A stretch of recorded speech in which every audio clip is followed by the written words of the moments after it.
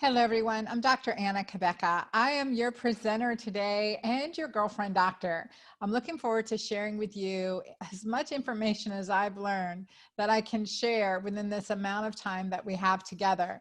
Today, I'm presenting the Diabetes and Pre-Diabetes Masterclass for women over 40. I'm here to help you decrease your risk, rewrite your destiny, and we're going on a journey. I've got some powerful information to share.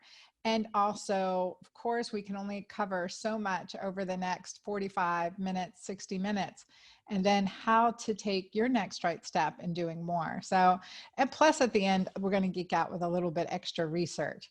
So first and foremost, disclaimer. Of course, we have to do a disclaimer as a physician. So this information is for educational, informational purposes and not intended as a diagnosis, treatment, or as a substitute for professional medical advice, diagnosis, and treatment. I honor your care, your one-on-one care with your physician, and that is critically important.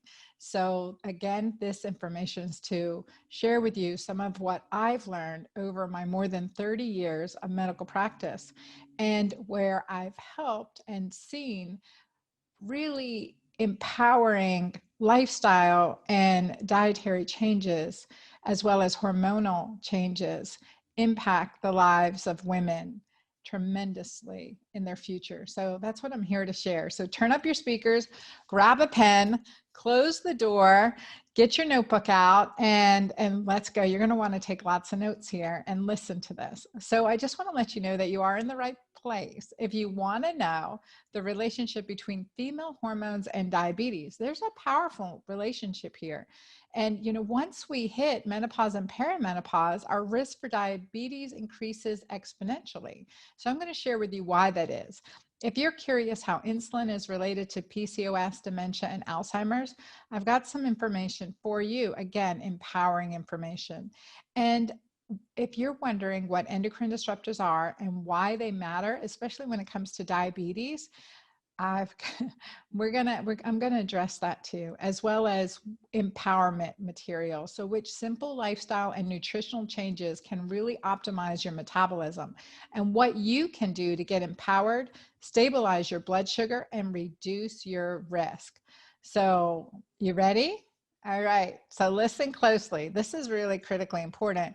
A lot of this research has come out, really recently, looking at the severity of it, the just tremendous severity of this. So it is estimated that by 2050, so less than 30 years from now, it's estimated, so when you're seeing your children or grandchildren growing up and having their children, it's estimated that 1 in 3 individuals will suffer from type 2 diabetes. That is, if we don't do anything about this trend. In the United States, diabetes is ranked as the number 6 most common cause of death for females between ages 45 to 54 years old, and the number 4 common cause of death for females who are between 55 to 64 years old. There are 463 million people who have diabetes, and by 2045, it's estimated that number to skyrocket to 700 million. 90 to 95% of all diabetes cases are type 2, and that is the type that I'm going to be talking about today. I'll be talking about type 2 diabetes and pre-diabetes. We'll not be addressing type 1 diabetes in this, although much of what you gain from this information can be very helpful. So 1 in 3 adults right now have pre-diabetes. That means their hemoglobin A1C number is climbing up to a high enough number that they are also suffering from diabetes. That's a tremendous number. And also, more than 8 in 10 people don't even know that they have pre-diabetes. That is just amazing information to me. Really, when we look at this, the prevalence of what we've seen is beyond diabetes, the prevalence of our optimal metabolic health. And we've seen this as we've gotten older, right?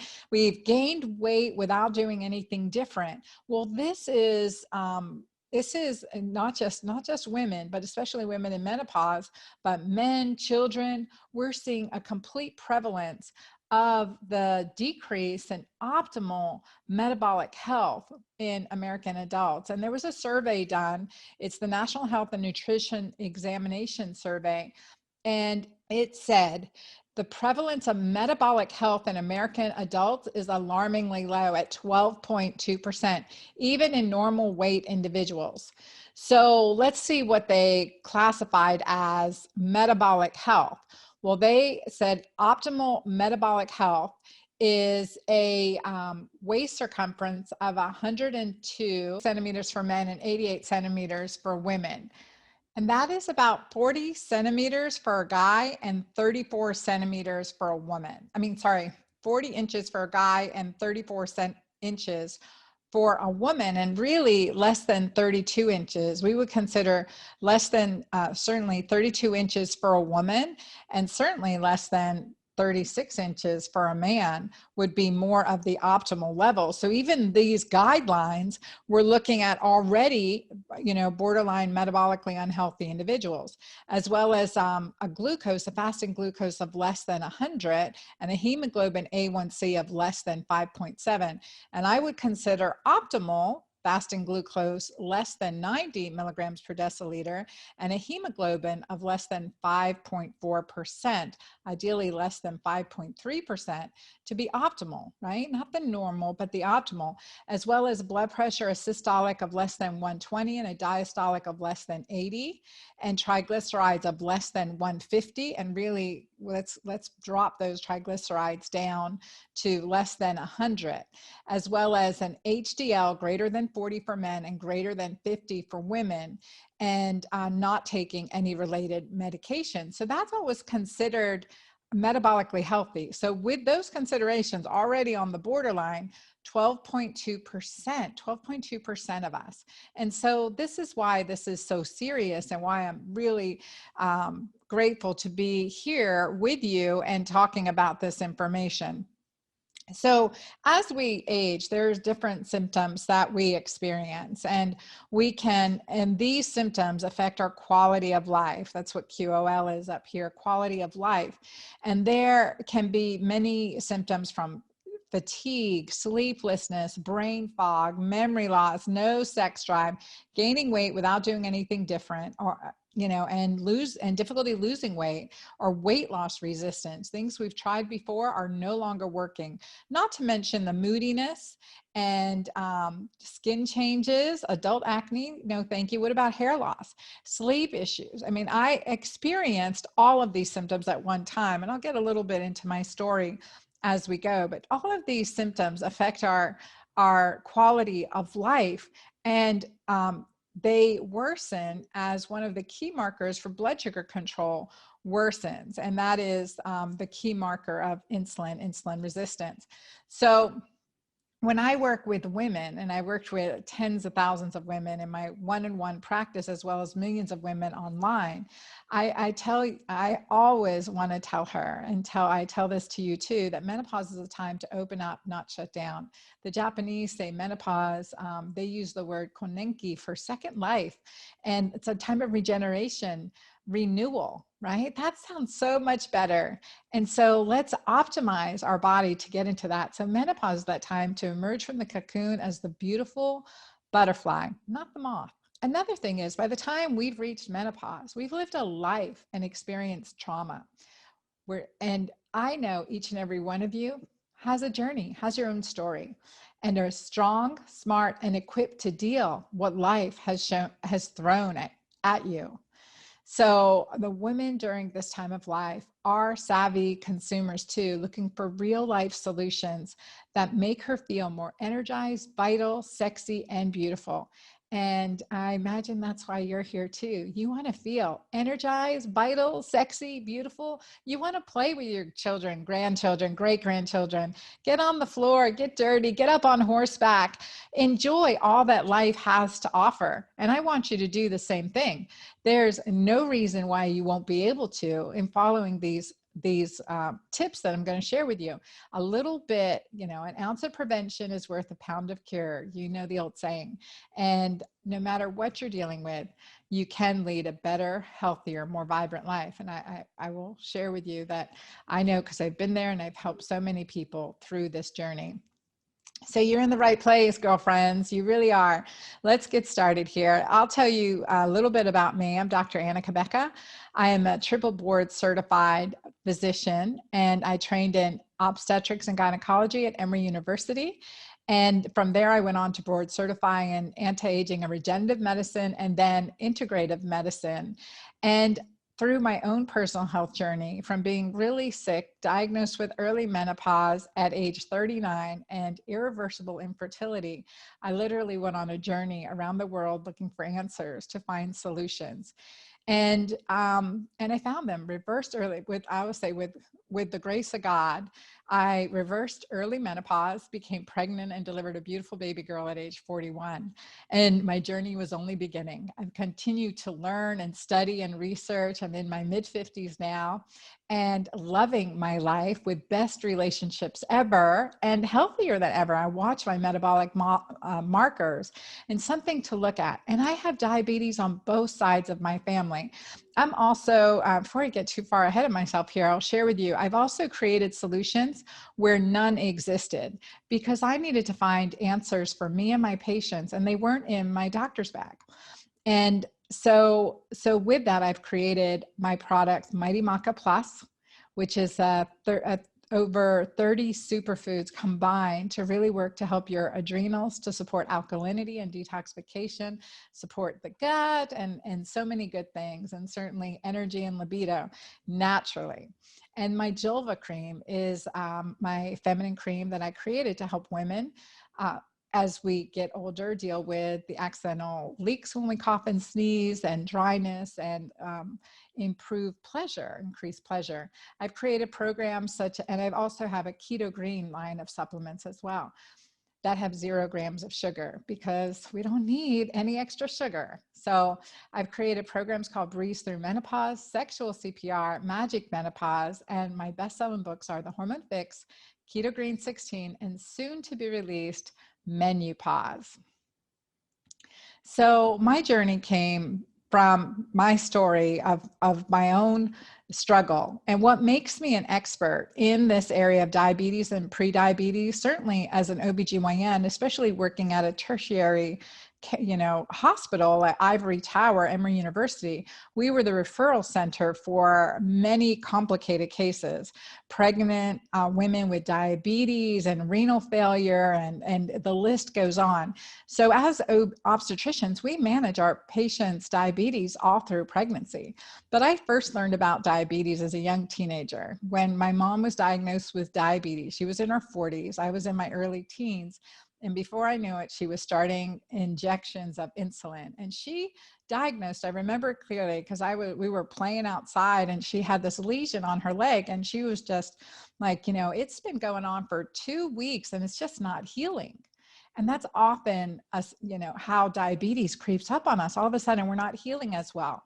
We're thirsty all the time, or, and tired and gaining weight, or having difficulty losing weight. And so those are some of the symptoms that can indicate that you're having pre-diabetes or diabetes, but definitely the difficulty in wound healing. So she had gone to the doctor and found out that, lo and behold, she was diabetic. So from that early exposure, and then being an early minded scientist, I wanted to learn everything I could about diabetes and what that really means for someone, and how we can, more importantly, prevent it.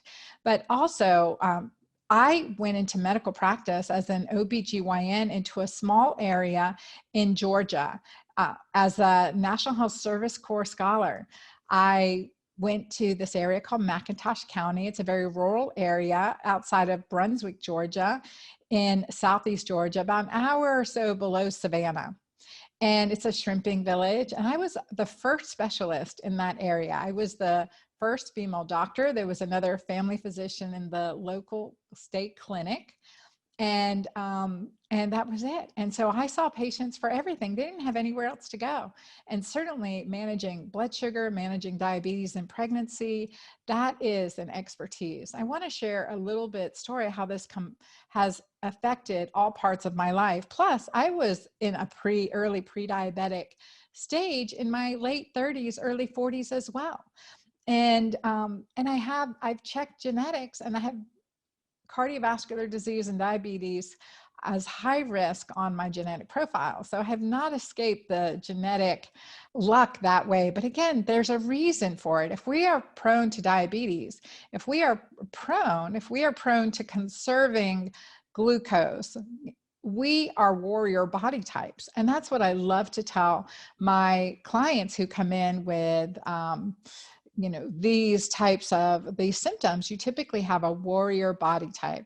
Maybe there's a Native American, maybe you're I'm from a half Middle East, half Portuguese, and there's an evolutionary survival reason for this conservation. Like, we can survive in times of famine. That's a good thing, unless you're living in America today. But don't worry. We're going to have some workarounds here that give us a quality of life. So through the journey of my mom, when I was 16, my mom was 52, and she was undergoing her first heart surgery. So this picture to the left is her as a young woman, and this is more mature in her late 20s, early 30s. And then in her 50s, in one of her many, I mean, probably a couple dozen trips to the hospital to, have procedures, to be taken care of, to be as an inpatient in the hospital. Through my adult years, there were, dozens of visits there. And I am here today because of her in life and death, and her inspiration to me and to my work, and why I'm here giving you a free masterclass, why I'm writing my books and sharing my programs, and so committed to helping you be empowered, because no one should suffer like she suffered. No one should suffer probably like you're suffering right now. And if you are, you can get better. You can turn this around, and you're not alone.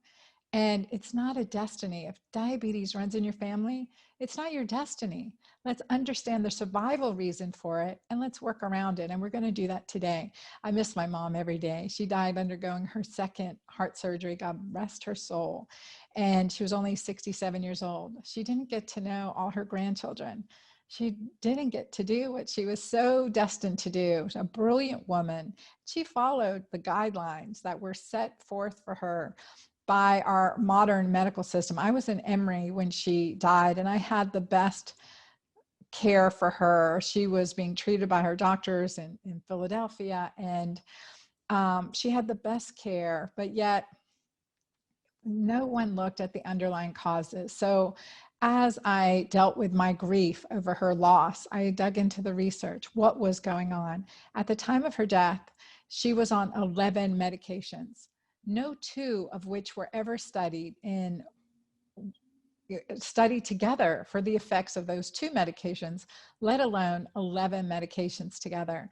One thing was treated, by another, and every symptom or side effect of a medication was treated by another medication.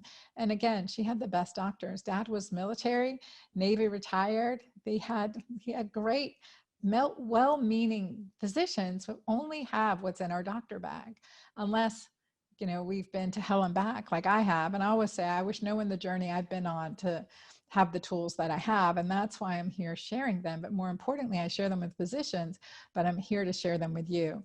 The other big part of this story is that when I started thinking about the underlying issues, if I looked at her life, I mean, she had postpartum depression. So early hormonal imbalance. She was an older mom, so in her 30s. She was in her 30s when she had me, and postpartum depression.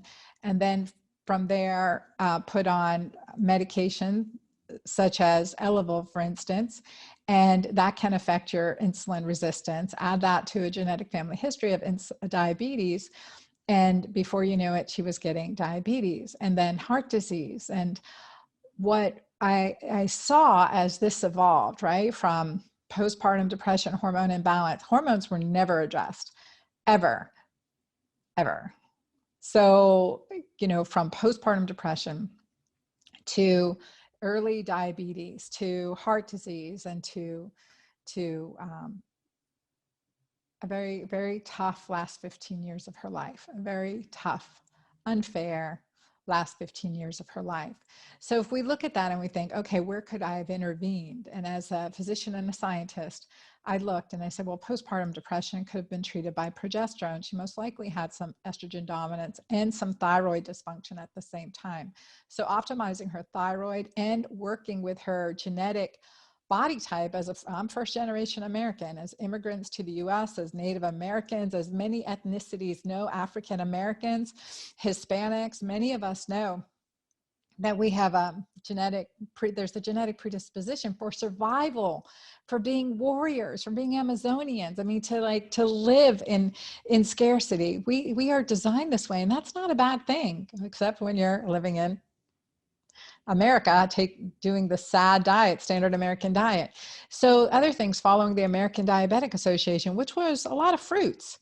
Fruits have fructose. Fructose increase, I mean, that's sugar. Fructose is a sugar, just like eating a candy bar is a sugar. And my mom was a baker, so she definitely had a sweet tooth. We had the most amazing sweets. Well, that's for another time. But she eliminated that, but she was able to have fruits. And again, fruits, fructose converts, we now know, to uric acid. Uric acid increases metabolic dysfunction. So, and weight gain, and leads to diabetes and heart disease. So even some healthy things, were the issue. And then 3 meals, 3 snacks, detrimental recommendation to her. And I am staunchly and strongly against that eating pattern.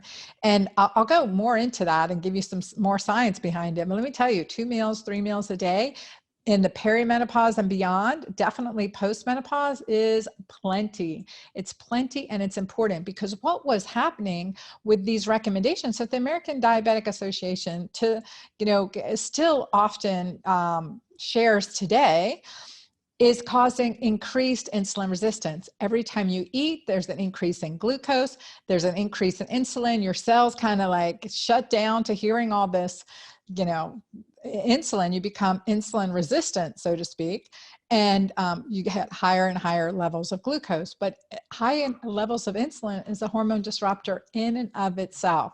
So this is the challenge that so many of us have faced in medicine, based on the recommendations and working with patients, and still understanding the power of the genetics of it all. So here, there are a few types of diabetes I want to go over.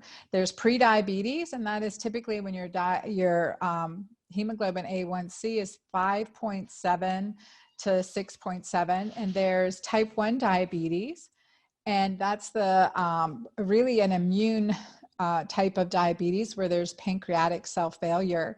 And that is a separate type of diabetes we're not talking about. Type 2 diabetes can be with insulin or non-insulin requiring, and is often what we now know to be more of a lifestyle cause of diabetes. And then there's gestational diabetes, which means diabetes in pregnancy. So those are the different types of diabetes and that there are, and that we're going to address today. We're going to focus on type 2. So I want to talk about the relationship between female hormones and diabetes. What's really fascinating is, as we're aging, right? As we're aging, we're experiencing those symptoms that I mentioned above, the hot flashes. Can any of you relate to this picture here? The standing in front of the fridge, opening your or freezer, opening your robe. I tell you, I like winter here in Dallas. I go out on my balcony and it's nice and cool and chill, and you love those moments. But there's hot flashes, night sweats, mood swings, irritability, all those symptoms. And this is a sign of body transition. Now, menopause is natural, suffering is optional, and it can start as early as in your mid-30s. So whatever timeline, wherever you are on this timeline, just know that this information is going to help you. And as I mentioned at the end, I'm going to share with you some great nutrition tips, some additional ways, have a new book coming out, and some more research. So this is our hormonal timeline. As we start to age, our hormone progesterone, this top red line here, starts to dip significantly. And this is where we see an increase in these symptoms, and this associated with estrogen dominance, but more so than that, it's associated with increasing insulin resistance, increasing insulin resistance. And this is that this turntable time when we start to catch up with men with heart disease and cardiovascular disease and diabetes. I want to illustrate is that one of the things that's so important, what's happening during the shift, is as we age, we become more insulin resistant naturally. Like our reproductive hormones are going down and our insulin is going up. So that's why it's so important to switch the way we're doing things. And but what's really fascinating has been this issue of glucose metabolism in the brain. So how do women have 2 times as much Alzheimer's than men? Why is that? Why is that a reason? Well, if you look at this gold graph, the gold line here, it shows glucose metabolism in the brain. So glucose metabolism in the brain is decreasing as our hormones decrease. So as progesterone and estrogen decreases, our glucose metabolism in the brain decreases. And this is because glucose metabolism in the brain is dependent on estrogen. So as we lose these hormones, and it goes beyond that because it takes more than hormones to fix our hormones. What happens during this time as glucose metabolism in the brain is falling, our symptoms in perimenopause are increasing. So that's the hot flashes, the mood swings. These are endocrine and neurological symptoms. And this time of perimenopause through menopause is a time of neuroendocrine vulnerability. And so it's really important that we become as insulin sensitive as possible. And not just that, but switch to using ketones for fuel over glucose for the majority of the time, for a good, at least 50% of the time. That metabolic flexibility is so important, and it's crucial to create that insulin sensitivity and brain health. So we use glucose for fuel. We have circulating blood sugar all the time, and our brain soaks it up. It is the most rapid metabolizer and user, let's say. It's the hungriest organ in our body for glucose. Now, when glucose, we don't have higher levels of circulating glucose, we're not getting as much from our food into our bloodstream, then our body switches from carbohydrate metabolism to fat metabolism, to using ketones. And so with ketones, whether we're getting it from our food, from our fats in our food, or we're getting it from our own fat, we switch to creating ketones. And this ketone we get into the state of ketosis. And the use of ketones for fuel in the brain is not hormone dependent. So all of a sudden we get our mood becomes more stable. We're less hungry. We have better willpower. We have amazing strength and just improvement, intelligence, memory. All of these things come back, and we see the fat loss if we're getting into ketosis in a healthy way. So that's an amazing finding. So that was such an aha moment for me when I was experiencing second menopause at age 48, and I was experiencing those symptoms patients came into me experiencing. The hot flashes, the weight loss, resistance, in fact, weight gain without doing anything different, a gain of over 18 to 20 pounds in what seemed like overnight, right? And what used to work wasn't working. And not to mention the brain fog, the irritability. Can't have any of that when you're raising daughters, let me just tell you.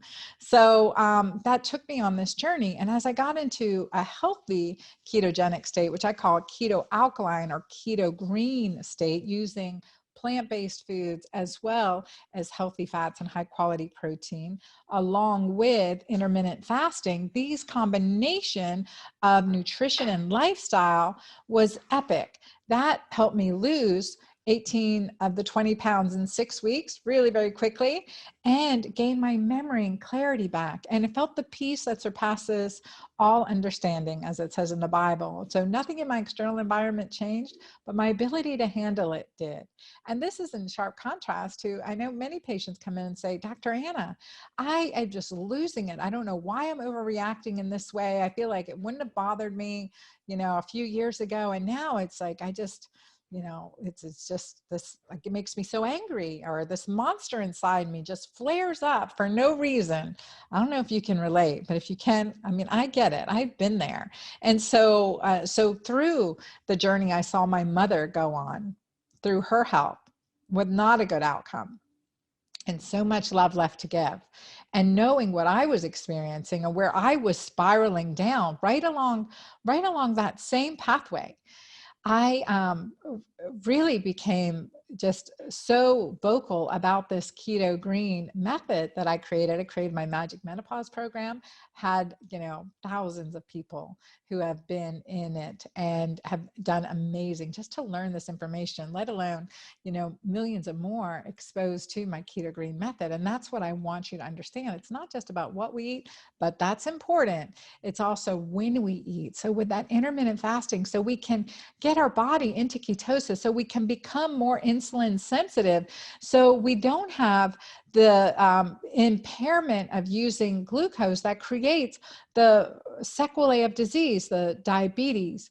the hypertension, the heart disease, the cancer, the dementia, the Alzheimer's, the autoimmune diseases. All of this is known to be part of the insulin resistance. And we, with a genetic family history, and are at a greater risk. And so doing everything we can to improve and empower our genetics as opposed to let it be our downfall is really important. So the next thing is why menopause and perimenopause can increase your risk.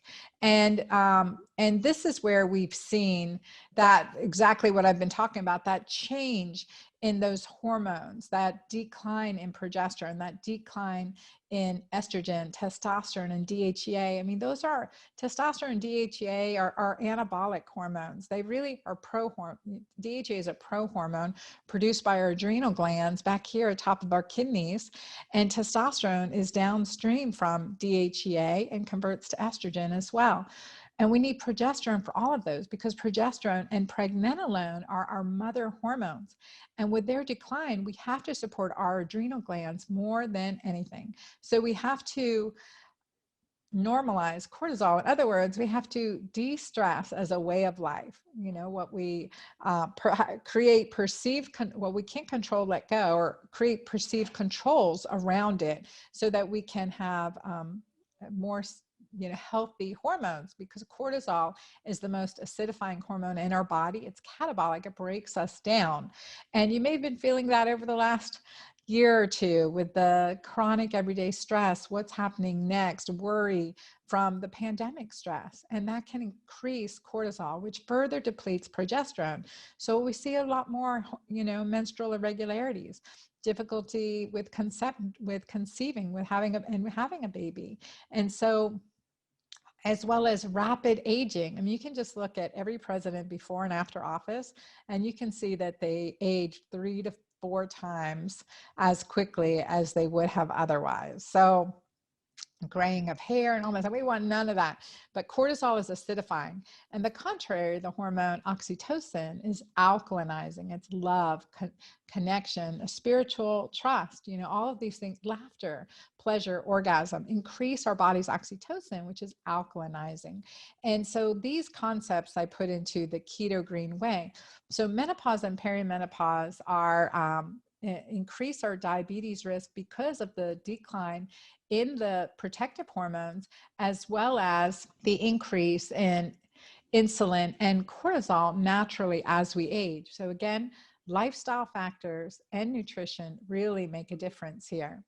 Very important research has shown that, not just like natural menopause, but menopause that's produced surgically.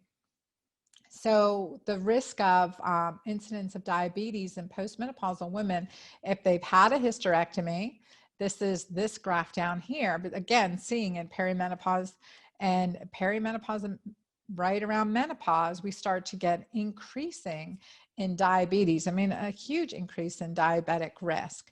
But women who have had hysterectomy only, but had their ovaries maintained, not such a big risk in diabetes. And women who have had a hysterectomy and their ovaries and significantly increased risk. So hysterectomy only, we still get that increased risk, but if you've had your uterus removed, an even higher increased risk. And if you've had your uterus and ovaries removed, you have a significantly more increased risk. And so while we see this, we need to understand, we want to, whether if we've had our ovaries removed, even more important that we optimize our hormones, our body's natural adrenal, DHEA hormone, progesterone, pregnenolone, and work with the lifestyle factors to really address insulin resistance that is creating these increases, significant increases in diabetes. And if you haven't had your hemoglobin A1C measured lately, it's one of the things I recommend to be measured regularly. Again, a critical finding. And insulin is related to PCOS, dementia, and Alzheimer's because as we age, we become more and more insulin resistant. We become more and more insulin resistant, and that increases our risk of Alzheimer's and dementia. We call Alzheimer's and dementia type 3 diabetes for this reason. And again, this, like my PCOSers, the polycystic ovarian syndrome, you have like warrior body type, you have warrior genes. You're meant to be like out in nature and doing endurance activities and strong weight bearing exercises. And you are leaders, generally natural born leaders, higher levels of testosterone, but you're not designed to be sitting on a couch, 8, 9, 10 hours a day. You're not designed to be inside without natural sunlight. You're not designed to be eating food out of a box or grains or carbs. So this is critical to understand. And that's why we call Alzheimer's type 3 diabetes. So men and women are different, right? I'm stating the obvious here, but I love to, because oftentimes the research that is extrapolated for women was done on men. And we have to recognize this huge difference. And when we look at age and cardiovascular risk in diabetes, and we look at women compared to men, I mean, again, in that perimenopause is where we start to see this swoop in the curve. When we start to have more hormonal changes, we start to see this higher increase. And then if you have diabetes, your risk for cardiovascular disease goes up exponentially. So this slide here in women shows if you don't have diabetes, your risk is lower. Still, as we age, we still have an increase in risk. But if you have diabetes, your risk for cardiovascular disease is 2 to 3 times higher. And that's really critical information. We are different than men. And this swoop in the curve comes up when we're in those perimenopausal years. So taking action now, and I say with the Keto Green way, is critically important. And I want to share with you the simple lifestyle and nutritional tips that can optimize your metabolism, and also what you can do to get empowered, stabilize your blood sugar, and reduce your risk. And again, I've citations for those presentation, for the points I've made to support this, as well as just what I've seen clinically over 3 decades of medical care. And that's not including the years as working in the hospital and doing research, scientific research and medical research and all of that stuff. So 30 years as a doctor. So I want to share this with you because it's so empowering to be able to take control of your health naturally and actually reduce your reliance on medications. You do go off medications on your own, do that with your doctor. But I have seen over and over again patients getting off of medications and improving their markers. I want the same for you. So I've talked a little bit about Keto Green, my keto alkaline, Keto Green plan. And this is kind of a good example of a Keto Green plate. They have vegan plans and omnivore plans, which are really great. And one of the things is that I started this journey and was going through my second menopause at 48. And I should mention that at one point I was well over 240 pounds. I had tremendous hair loss back to here, stress-related hair loss, right? Hormonal hair loss. And that's devastating to experience. Everything I'm sharing with you now is the way to get control of all those hormonal symptoms, plus decrease your risk of diabetes, prediabetes, improve your numbers, and improve your quality of life so that you feel energized and able to conquer the day and enjoy your life and enjoy your passions. My mom wasn't able to. I wish she was alive today because she would just love life and love her grandkids and all this stuff. So I write about this first in my own personal journey in my first book, The Hormone Fix, and then on into Keto Green 16, my second best-selling book. Thank you. And it works with 16 hours of intermittent fasting with the Keto Green approach. And again, becoming more insulin sensitive, seeing your body improve its really, metabolic health and metabolic markers. And this is what's so beautiful. It's really beautiful. This is zucchini noodles. So it's again, in the Keto Green, Keto Alkaline way, we don't use gluten or grains, but we make great substitutions. So these are zucchini noodles in a pesto sauce that I cooked up in my NutriBullet blender there with scallops that are just sauteed, and they have cardamom on them. So just again, alkalinizing, nutrient rich, doused in olive oil. I love olive oil, and a little squirt of lemon juice on there. And it just makes it so beautiful and delicious and hormone balancing. And you get full. And what you see as you improve, as you get into this Keto Green way of living, the keto alkaline way of living, you get an improved organ function, improved health markers. Like I'll give you 4 of them that I specifically follow, and you have less reliance and reduced dosages of medication and improvements in all blood health markers, as well as our body performs better and functions better. You can see, get into your happy weight, right? Where you're happy and you feel good, you feel energized, you're not deprived. And the Keto Green way helps us do that. This is one of my clients from my Magic Menopause program. She makes me smile. Her name is Debbie. She was over 205 pounds before she started working with the Keto Green approach in my Magic Menopause program. That's a virtual online program that you do yourself for 8 weeks. And you get a couple months in the Girlfriend Doctor Club and get live interaction with me. And you're really looking at, you learn how to embrace this lifestyle in an in-depth, very in-depth masterclass. So she was over 205 pounds. Her joints and knees ached. She had, pain walking around, couldn't climb up the bleachers for her favorite sports games. And she had hot flashes and night sweats hourly.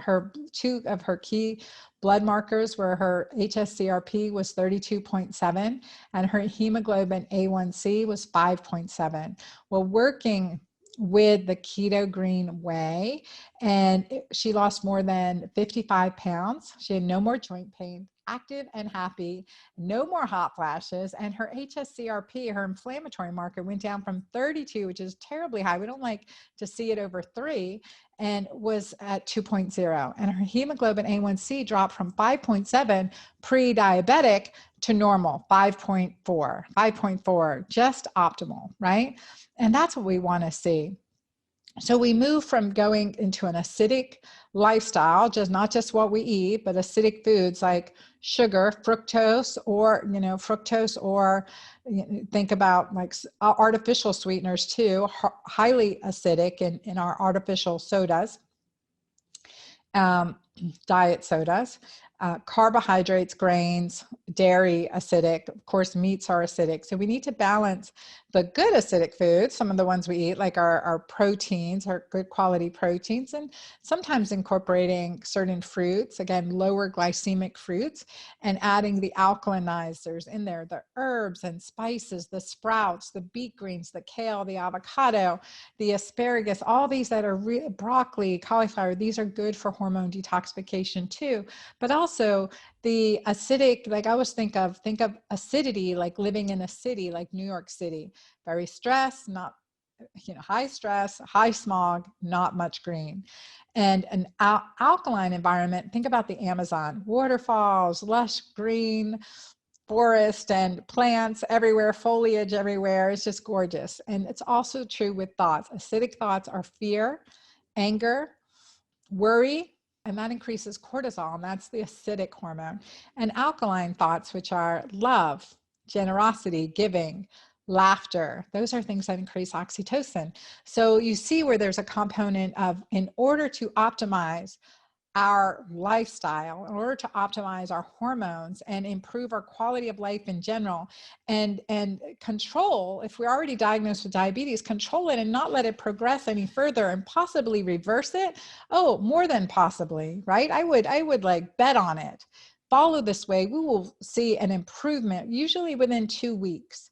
And so you'll see these shifts. We can see this transition very, very quickly. And if you're pre-diabetic or you have a family history, start doing these things now. Don't wait. And it goes beyond what we eat, right? Beyond what we eat, when we eat. So to get into ketosis, we eat low carbohydrate foods, like I mentioned, and 2 or 3 meals a day with 16 hours intermittent fasting, 13 to 16, sometimes 18. Sometimes we're at 1 meal a day, but we really work that fasting muscle. You don't do it overnight. You do slowly as a diabetic. And I teach you how to do that slowly. And you check your urine pH and ketones. We want to get into ketosis, but if we're not testing, we're guessing. But even more importantly, this green pad here is measure of your urine pH. And the more alkaline your urine pH is, the more uric acid you're pushing from your body. And uric acid is one of the things that we know, especially from the work of Dr. Johnson and the new book, Drop Acid by Dr. David Perlmutter, that talks about how uric acid is the key, was a survival mechanism. That's how we evolved to survive tremendous famine and scarcity, but it no longer serves us. So as our body increases uric acid, it creates metabolic dysfunction, and we don't have to be overweight to see this happen, and also happens in children. So, but alkaline urine pH, we're showing some, it's a biomarker. It's like taking your temperature, taking your pulse. It's showing how you're interacting with your environment. So that the higher alkalinity, we know that you're managing cortisol, because cortisol is going to increase urine acidity. And that's why it's important to measure urine pH. And as we increase our urine pH, we're also pushing out uric acid. So for the long haul, it is really, really important. All those keto users out there that aren't, or keto dieters, where you get into trouble, where you start gaining weight, this is why.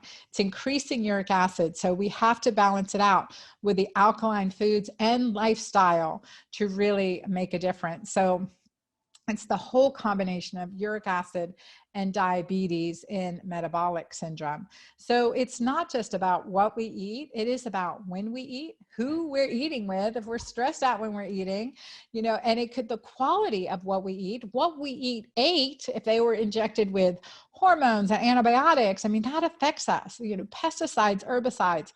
So it's not just about what we eat. There are so many things that affect your hormones. Sleep, if you're not getting a good night's sleep, and this is true for children, it increases our risk for obesity. And as we get older, sleep is even more important. It is more important. Maybe you've lived on a short number of hours of sleep for so long, you've had good hormonal control, hormonal balance maybe, but now as you get older, those protective hormones decline, even with hormone replacement. And I write about that in my book, The Hormone Fix, because I say it takes more than hormones to fix your hormones. But, and it's so true. But there are hormone disrupting chemicals too. endocrine disruptors that are really affecting your body's ability to have a healthy metabolism.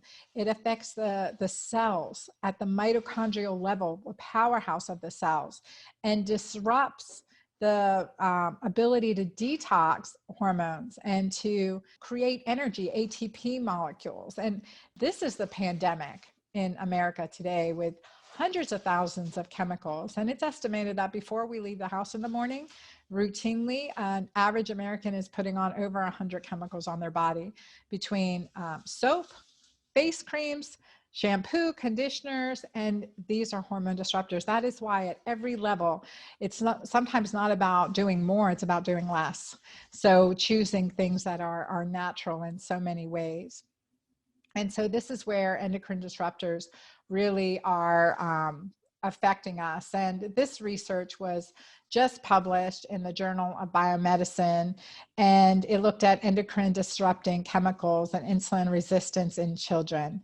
And it showed that epidemiologic studies show a statistical link between exposure to pesticides, polychlorinated bisphenols, bisphenol A, such as in our hard plastics and shopping store receipts, phthalates, there are plastic bottles, and aromatic polycyclic hydrocarbides, like, for example, in fire-resistant clothing, and or dioxins, and insulin resistance. All of those affect insulin resistance. So it's not just about what we eat. We have to look at this as a very holistic approach. So if someone is still telling you, eat less, exercise more, wow, they have got it wrong. They have got it wrong. There's so much more. And then there's a generational fact. There's from in the womb, and then I'm not giving any mom any more maternal guilt than we already have, right? That's born as soon as we see that positive pregnancy test. But it's also, no matter how old we are, these endocrine disrupting chemicals are affecting our insulin resistance, increasing. And more insulin resistant, the more diabetes, cardiovascular disease, Alzheimer's, etc. So shifting to insulin sensitivity and adding things into our program that help your body detox from these chemicals and eliminate them, it's part of the prescription. It's absolutely part of the prescription. So I wanted to share that with you. Stress is a huge endocrine disruptor because it depletes our neuroprotective hormone, progesterone and pregnenolone. It depletes those, and then we become, we have that more memory loss, irregular cycles, breast cancers, etc. with this higher levels of stress. We want to recognize that's a huge endocrine disruptor. Often we can't, there are certain things we can't control, but a urology professor in medical school, he told me, he said, Dr. Anna, you are the only one who can upset yourself. And I was like, oh no, my boyfriend at the time, he can really piss me off. And he said, nope, you choose how you react. You choose how you react. And was absolutely right. We choose how we can respond. So there's also the serenity prayer, which I really love. God, grant me the serenity to accept the things I cannot change the things I can, and the wisdom to know the difference. And that's really powerful. So writing this down on your pad and paper, putting a line down the middle, top of it, stress. And, what are things that stress you, and what can you do to control it? What just gain control or change your perspective around it? And sometimes it's about, instead of, I have to deal with this, maybe I have to deal with taking out the trash every day. That's a stressor. I don't like to do it. Maybe it's I get to do it. Thank goodness I have things to put in the trash. I'm creating some things. I have some, So how you can change your attitude around it. And for me, it's a lot of faith and prayer. There are also things that affect you, even things that you never thought of that can affect your day-to-day quality of life. So this is where it's really important to understand. And I'm putting up the slide on vitamin D, because vitamin D is so important for blood sugar control. You don't hear about it as first line therapy for blood sugar control, but look, in your 30s, I don't care, in your 20s, I want to know your vitamin D level. So let alone in your 60s, and especially if you've been diagnosed with breast cancer or diabetes or heart disease, or you have aches and pains or memory loss. First and foremost, I'm going to check your vitamin D. These are one of those markers I told you that I really want to know. So one of them is vitamin D. The second is HSCRP, which is an inflammatory marker. And the third is hemoglobin A1C. So those are three of the top ones that you can order yourself. There's some labs that you can order that from, and I have information on my website about that. You can self-order, get your doctor to order them for you. And that's critically important. So as our vitamin D levels increase, our risk for pretty much all kinds of diseases and cancers decreases significantly. It used to be that over 20, that was normal vitamin D level, but that's only because less than 20, you were diagnosed with rickets. But we can see that heart attacks, breaks and fractures, multiple sclerosis, breast cancer, renal cancer, all cancers, type 1 diabetes decrease as you approach 60 nanograms per milliliter of vitamin D in the blood. And this is why I want every one of you to know this. It really does also for type 2 diabetes. We know that vitamin D works as well as metformin, and the two together work very well together in helping with insulin resistance and pre-diabetes and diabetes. So that's powerful. And if you don't have a prescription of metformin, berberine can help. So, but vitamin D is first line. And you need to know it. And if it's less than 50, you need to be checking it every 3 to 4 months until you get it up over 50. And if you have any diseases of diabetes, heart disease, I want it closer to 60 to 80 nanograms per ml. Let's really at least, and for immune system, higher levels of vitamin D, less risk of COVID. So flu, colds, and bacterial infections. So this is what you can do right now. You can get Keto Green. So, and you're in my network now, so you'll hear about this all the time. And of course, I have my books, and my new book coming out is Menopause. I'm going to share that with you, and you can get that right away. And so getting Keto Green is an important aspect of going into this lifestyle. And it's not just about what we eat, but that's a piece of it. It's these other factors too. Intermittent fasting, crucial to help you with prediabetes and diabetes. Making sure that you really work on alkalizing and improving healthy fats as you cut back those carbs, and then work into intermittent fasting to 12, 13, 16. Start gradually. Don't just jump in, because when we just jump into fasting, our hormone ghrelin, which is our hunger hormone, spikes. And that's really challenging, because that's your hunger hormone. So, you get this like nasty and hungry. And so that's where you really want to work. Fasting is a muscle you need to work up to. And especially if you are on insulin, you want to do this with a continuous glucose monitor. Get that from your doctor. It's a little patch that goes on your arm that measures your blood sugars over time. And so you're able to watch it in real time pretty much and see what your blood sugar is doing, because if you're on insulin, you're going to need to be backing down off that. So your doctors and nurses at your clinic that's monitoring you needs to be watching you with this. And you need to be watching yourself. I mean, you're smart, you're intelligent, you're powerful. I mean, you're a dynamite, you're a survivor. That's how we're here. So this is something you can take into your control, take your power back. And so that's really critical. And then checking urine pH and ketones, really get that alkaline urine pH, push out uric acid, monitor blood levels of uric acid and hemoglobin A1C. So you can monitor your uric acid level, and we want it less than 5. So we really want to get that uric acid level down. Dr. David Perlmutter says less than 4.4. So, and typically only diagnose gout when it's above 7 or 8. So let's really optimize that uric acid level and test that. When you're going in for a blood lab, make sure you get these 5 tests that I mentioned here. So the uric acid level, I've added to my key 4, which is the hemoglobin A1C, and we want that less than 5.3. And I've seen someone with a hemoglobin A1C go from 6.0 to 5.4 in a very short time, and following this plan, following these recommendations, and just understanding that it's not just about our hormones, right? But that's a big part of it. It's a big part of it. It's not just about what we eat. It's not just about our genetics. There's the epigenetics, and it's the empowerment of our genes and our genetic composition that we want to take advantage of. So the hemoglobin A1C, vitamin D, HSCRP, and DHEAS. DHEAS is a marker of inflammation, and homocysteine is a marker of methylation.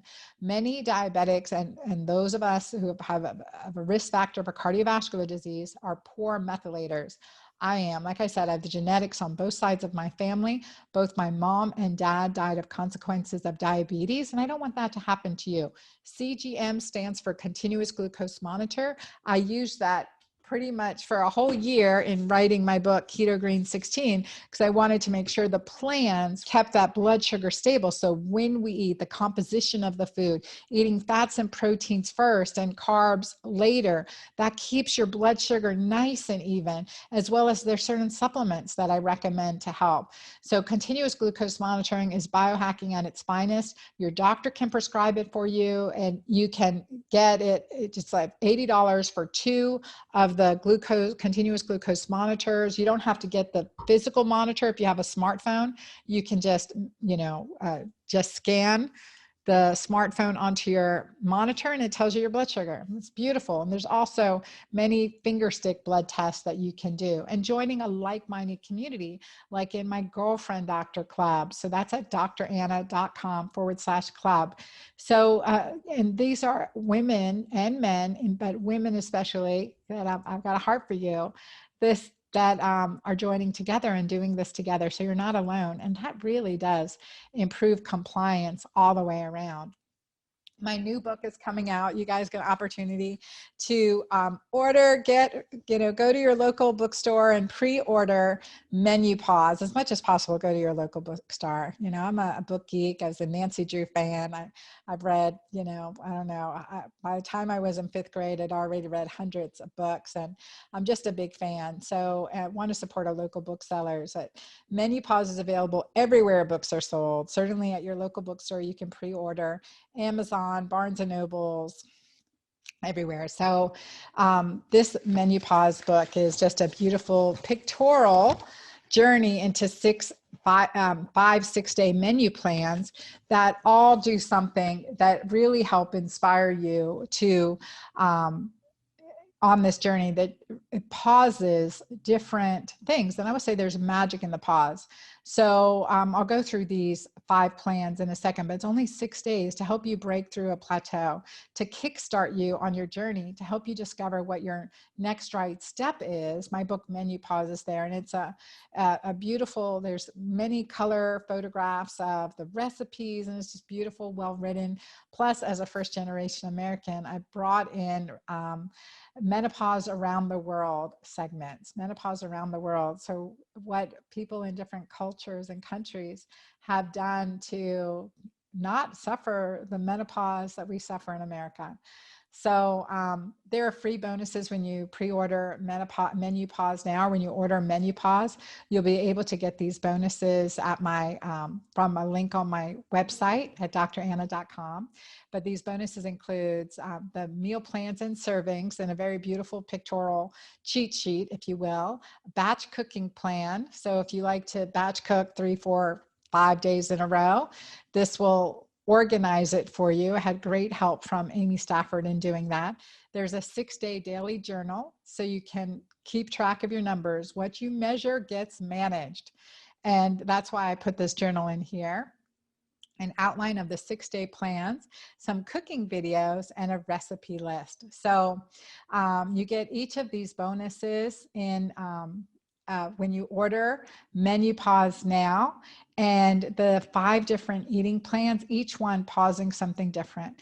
One is more of an autoimmune keto green plan, really taking out some of the foods that affect our immune system. And another is a carb up plan. Maybe sometimes we need more carbs. So healthy carbing up, again, foods to improve our alkalinity, to improve our digestion and hormone balance. And each and every one of these things help you to figure it out. And then there's the vegan plan in there, the vegetarian vegan plan, and my Keto Green Extreme plan, as well as more of a carnivore-ish plan as well, because sometimes your body just can't digest all the greens. And so we have to pause. So I have a Menopause quiz too at dranna.com/quiz that you'll be able to take. And when you get the book, we give you all these links too. So don't you worry. But, and you also get a $20 off gift card, and you'll get that code sent via email. So to our store, again, because of my personal story and my family story, my mom's journey, I mean, she struggled, and none of us have to. Had I known then what I know now, don't we wish we could all say that? Well, I'm empowering you with what I know now that can make a difference. And I'll share with you how I was able to make this difference when I share with you to close a story about my father. So it's not just for women, but it's for men too. So while you're ordering Menopause, I'll tell you the story about my father. And so again, remember that you'll get these bonuses, dranna.com/menopause. Order it from wherever you get books, preferably your local bookstore, anywhere, just get it, and then come back, put your receipt number in, and you'll get these bonuses. So to make your journey through Menopause even easier, simpler. And we can all do 6-day plans, right? We can all do 6-day plans, and really invite you to do them in group and in community with me too.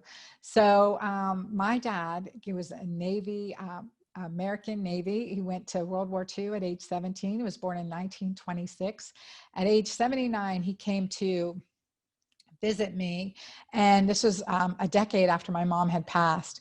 And he was really struggling. He was irritable, cranky, and that wasn't my dad. My dad was a naval attaché. He could get anyone to talk and laugh. And so I asked him, I said, Dad, what's going on? And he goes, Anna, I just don't feel good. He was on about 9 medications at the time. I looked at his list. I said, you want me to call your doctor? And so he said, yeah. And I called his doctor and I said, hey, doc, Tad's not doing well. And I listed out his symptoms, and I reminded him of what medications he was on. And he said, well, Anna, your dad's 79 years old. He's lived a good life. Yeah. And he didn't say anything else. I waited for him to, but he didn't say anything else. And I said, okay, well, do you mind if I step in then? Because he was essentially, I could visually see him wiping his hands of my father at this point, right? And so I said, would you mind if I step in? I said, I'm a gynecologist, but I really want to see what I can do while he's here visiting me. And my dad had flown in from Philadelphia to Savannah to come visit me. He took a wheelchair from the airport because he couldn't walk more than a few steps without getting short of breath. And so he was on 120 units of insulin a day, about 9 medications. He was really struggling. He wasn't feeling good. He was feeling worse. And it hurt to get up, and he was just sitting on the couch watching TV and wasn't, interacting, and just, again, wasn't himself. So I said, okay, Dad, this is what your doctor said. Are you done? I'm like, are you done living? Are you ready to call it quits? And he goes, no, I'd like to see 80, with his sense of humor. I'd like to see 80, ha, ha, ha. And I'm like, okay. He's like, Anna, really, I don't feel good. I'll do whatever you tell me to. And so I said, okay, I'm going to take away your beer for 30 days. And anyway, in 30 days, he went from sitting on the couch and having to use oxygen when he walked and taking 120 units of insulin to losing 30 pounds in 30 days. And going from 120 units of insulin to 20 units of insulin. This isn't a 79-year-old man who'd been on insulin for 30 years, okay? From 120 units of insulin to 20 units of insulin a day, better blood sugar control than he'd had in decades. And he was out on the tennis court with the kids playing, enjoying himself, laughing. And not only did Dad get to see his 80th birthday, but he lived to 91 good years. He got to know his grandkids, and they got to know and love him. And then no matter how old you are, don't give up. Don't give up. Enjoy your life. This is him at 91. Enjoy your life, enjoy your days, enjoy your moments. I'm here on this journey with you. I'm here to help you. I love being your girlfriend doctor. Connect with me on social media. Please get Menopause and tell your friends, get 5 copies. Everyone you know is going to want this book, and do it with a group. Bring community back into your life, because that increases oxytocin. That really does increase oxytocin. So again, thank you for being here with me. Thank you for being along this journey with me. And I'm here to help you. I want to just emphasize, I promised a little geeking. That's it. That's the end of this presentation. I've given you some helpful tips. Get Keto Green. Let's do intermittent fasting. Let's watch our markers. Let's get rid of uric acid, increase our urine pH. Test, don't guess. Check your key blood markers. Get Menopause. Start working the plan and lifestyle with a good community, and you're going to see changes that are empowering. I want to share some of this research, as I promised I would, if you want. So from Virgin Pulse, Diabetes, the World View, 463 million have diabetes, with estimated 760 billion in health till cost. And then the whole thing about pre-diabetes, like I mentioned. So we have to make healthy lifestyle changes, because we know it can lower the risk of developing type 2 diabetes. But what's really important is that can reverse. We can see it reverse. So empowering your genetics, because we know you have survival genes. And then research from the CDC looks at diabetes and women, and why it's so important to understand the additional risk factors. Women are more likely to get yeast and urinary tract infections, menstrual cycle changes, and just, you know, and looking at the commentary in the Center for Diabetes. From PubMed, Prevalence of Optimal Metabolic Health in American Adults, this survey over 2009 to 2016 was just published, and in 2019. And so looking that, even though with their guidelines for metabolically healthy, it's not exactly metabolically healthy, so we can do better. In my girlfriend doctor community, we're going to raise the bar for us, and that raises the bar for everyone around us. More research in the Journal of Menopause on association of menopause and type 2 diabetes concluded the prevalence of type 2 diabetes is high among women in postmenopause status, might be a stable and significant risk factor for type 2 diabetes mellitus. Especially postmenopausal women with normal weight should not be ignored in addressing this risk. So if you're normal weight, you need to look at glucose and insulin, and we need to look at those markers I mentioned. And cardiovascular risk factors for women. It's really critical to know that hypertension is more prevalent in men until the age of 59, but then contributes to greater morbidity in older women. In other words, more problems in older women. So gender-specific risk for cardiovascular disease has led to national campaigns to educate women. And because of my personal history and my family history, and I didn't mention, my hemoglobin A1C is 5.1 right now. It goes between 4.8 to 5.1. I've been as low as 4.8. A decade ago, I was at 5.7 pre-diabetes. So, you know, from the Diabetes Council, Menopause and Diabetes asked, does menopause cause diabetes? It's the loss of the protective hormones that contributes to that, and becoming more insulin resistant as we get older. Our genetics are designing us for survival, the wise women of the tribe. Let's be the wise, quirky, fun, bold, brave, colorful women, right? Let's be that. Let's be the girlfriends. All right. And then looking at polycystic ovarian syndrome and Alzheimer's disease, this was published in Reproductive Health recently in 2021. And the results showed that in patients with polycystic ovarian syndrome, increased LH to FSH ratio, which is part of the diagnosis, and as well as insulin. You don't have to be insulin resistant to have PCOS, nor do you have to have polycystic ovaries to have PCOS. But in patients with that, an increased LH to FSH ratio, decreased vitamin D, insulin resistant, and obesity are some of the most important factors that may increase the risk of Alzheimer's disease. Bilateral oophorectomy and the risk of incident diabetes in postmenopausal women. I showed you those graphs. This was published in by the American Diabetes Association and Diabetes Care.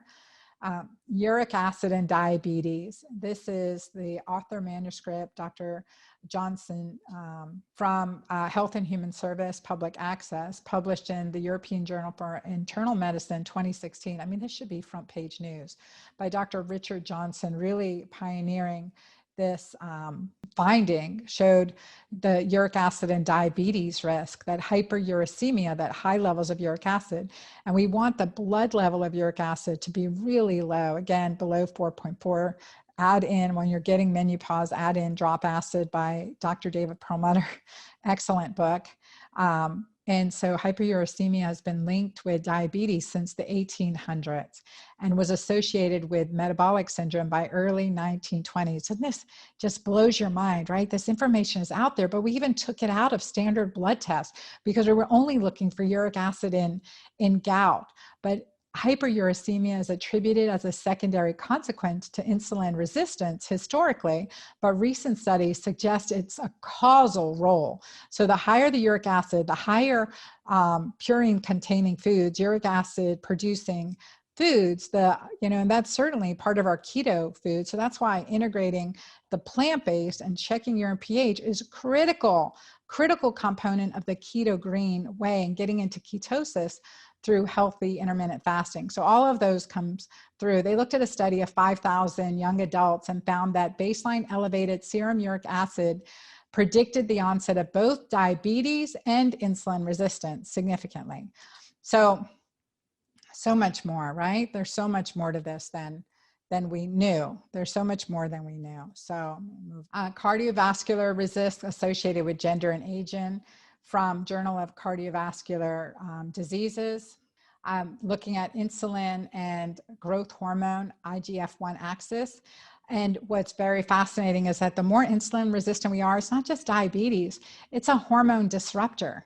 It's a hormone disruptor. And so we're finding that excess insulin and stimulation of IGF-1, insulin growth factor 1 receptor, due to sustained and chronic hyperinsulinemia, high levels of insulin, over the therapeutic level required to overtake acute chronic insulin resistance, may act as an endocrine disruptor, as it may possibly increase the cardiovascular risk in the short and medium term, and mitogenic proliferative action in the long term. In other words, cancerous actions in the long term. In conclusion, normal IGF-1 may be hypothesized to be a good marker of appropriate insulin treatment of the subject with diabetes, and may integrate and make more robust the message coming from hemoglobin A1C in terms of prediction of cardiovascular risk.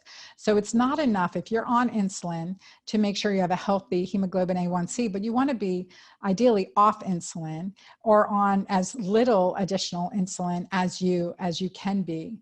And I think that's really a critical finding, because we're giving high dose insulin to diabetics sometimes. So either what our body's producing naturally or what we're taking in insulin requiring diabetes. So, and then dietary patterns. So research supporting my Keto Green approach, so to speak, and other low carbohydrate diets and insulin. There's a lot of questions about this with nutritionists and dietitians, but the research is really clear. So I'm just going to page through this. The American Diabetes Association recognized a low carbohydrate eating pattern as an effective approach in patients with diabetes. Despite this, evidence-based low carbohydrate diets are not reflected in the diabetic dietary guidelines for Americans, and it really needs to be. So low carbohydrates, like no grains, reducing fructose. Fructose increases uric acid, so all sugars and fruit sugars, and especially high fructose corn syrup, detrimental. Those are your sodas, and it sneaks into so many things. So this is published in Nutrients, and this is available on PubMed. So the ketogenic diet, evidence for optimism, but high quality research needed. Let me tell you, men and women are different. Men tend to do ketogenic diets more sustainably than women, let's say. Women, we really, but it's the missing piece in this plan is the alkalinization. And that is the plant-based foods to help your body manage the foods we're getting. But men have 10 times as much testosterone as women. Women, we go into a catabolic breakdown state a lot quicker than men because we don't have the 10 times testosterone. So the quality ketosis comes from not just the diet we're eating, but those other lifestyle habits. We want to, become more insulin sensitive, reduce insulin, become more, again, by insulin sensitivity, reduce circulating blood sugar, get into ketosis. And so through intermittent fasting and high quality proteins, good fats, and high fibers, but low carbohydrate, low sugar fibers, and that makes the difference. So, so this, research shows that there's favorable results in managing diabetes. So ketogenic diets appear to be more effective than low-fat diets for the treatment of obesity and diabetes. In addition to the reductions in blood glucose and insulin achievable through carbohydrate restriction, chronic ketosis may confer unique metabolic benefits of relevance to cancer, neurodegenerative conditions, and other diseases associated with insulin resistance. That's huge, right? That's what we want to see. We want to turn, and unfortunately, we didn't have this research during my mom's illness in the 80s. It was all low-fat movement. It's detrimental. I saw her spiral. I was able to see and help my patients turn around with this approach. Again, working with those alkalinizers, detox, modified elimination diets, removing food sensitivity. It's step by step. These are key things. And then here's another study looking at low carbohydrate diets published in Diabetes, Obesity and Metabolism, Journal of, and it showed the effects of an energy-restricted low carbohydrate diet in type 2 diabetes. And this was a randomized 2-year control study, which concluded that the low carbohydrate sustained greater reduction in diabetes medication requirements. And I see this all the time. And also improvements in diurnal blood glucose, that is blood sugars, and blood lipid profile with no adverse kidney effects, suggesting greater optimization of type 2 diabetes management. So it's a safe, reliable, tested, and this I wanted to pull up because this is looking at COVID-19 severity and delayed recovery. This was recently published, and it's kind of interesting, in an animal study.